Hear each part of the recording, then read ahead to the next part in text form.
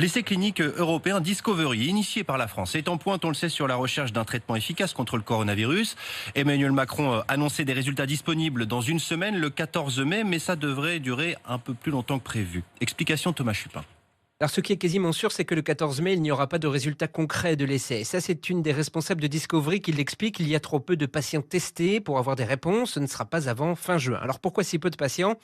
Au départ, les instigateurs de l'essai misaient sur 3200 à travers l'Europe, sauf que sur les 9 pays partants, il n'en reste plus que 2.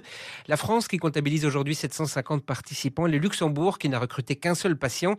Les autres pays se sont finalement tournés vers d'autres études, celle de l'OMS, moins chère pour l'Espagne et l'Italie, sa propre étude pour le Royaume-Uni par exemple. Alors c'est un vrai problème parce qu'un nombre important de patients est indispensable dès lors qu'aucun médicament véritablement efficient n'a été repéré.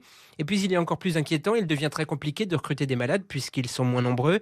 Une infectiologue affirme que les chercheurs ont peut-être raté la première vague de malades et pourraient potentiellement n'aboutir à rien de concluant.